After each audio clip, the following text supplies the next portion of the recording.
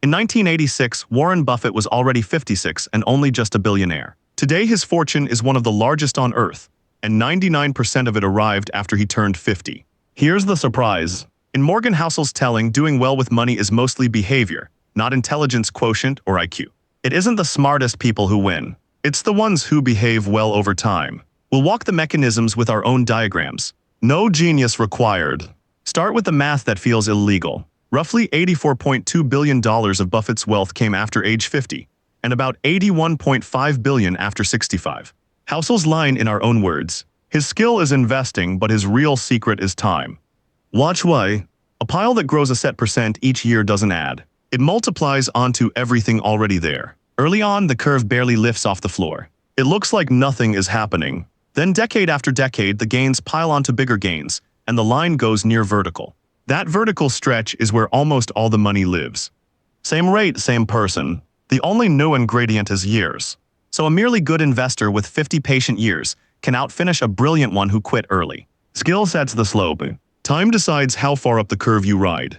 That raises an obvious question. If patience wins, why do so few people finish rich? Because most bets quietly fail. A 2026 study looked at every U.S. stock from 1926 to 2025. Only about 41% beat a simple one-month treasury bill over their lifetime. Read that again. Most stocks lost the race to the safest thing you could hold. So where did all the market's wealth come from? A tiny handful of monsters. Just 46 companies created half of all the wealth the stock market ever made. Here's the mechanism. Losses can only take you down to zero. You can't lose more than you put in. But a rare winner can climb 10, 50, 100 times over. A few giant payoffs don't just cover the losers. They swamp them entirely. This is why owning the whole haystack beats hunting the needle. It also flips how we should judge ourselves. You can be wrong most of the time and still win big if the few times you're right, you're really right. But which few? So the winners come from patience and a few tails. That's the how. Now the hardest part, knowing when to stop. Housel argues the toughest financial skill isn't earning more. It's defining enough.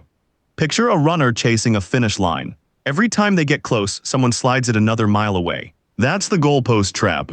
More money, then more, and the number that would feel like winning never arrives, because it keeps moving. A fixed enough line is the fix. You decide in advance what winning looks like. Then the target stops running. There's a quieter idea underneath it. Saving without a specific reason. Most of us are told to save for something, a car, a house. But a financial planning firm summarizing Housel puts it this way: saving for no reason buys flexibility. That flexibility keeps you out of debt and free to move when life surprises you. And life always surprises you. But patience only pays off if you survive long enough to collect. That's where room for error comes in. Housel calls it the single most underrated force in finance, a margin of safety built on purpose. In plain terms, that's an emergency fund. Money set aside not to grow, but to absorb the punch. Experts commonly suggest 3 to 6 months of expenses in cash. Here's why it's really about compounding. A bad year, a lost job, a surprise bill. Without a buffer, you're forced to sell your investments at the worst possible moment, right when they're down. That one forced sale can end your compounding for good. With a buffer, the shock lands on the cash, the growth curve keeps running, and time keeps doing its quiet work. Room for error isn't the opposite of ambition. It's what lets ambition survive bad luck. Put it together and the paradox dissolves.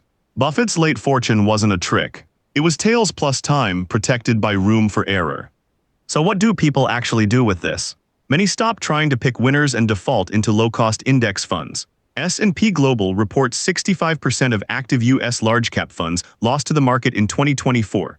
So a broad fund catches those rare giants automatically. Others make good behavior the default. Vanguard finds most 401k plans now auto-enroll workers into target date funds, so saving happens without willpower. Behavior over knowledge, time over timing, and an enough line you set yourself.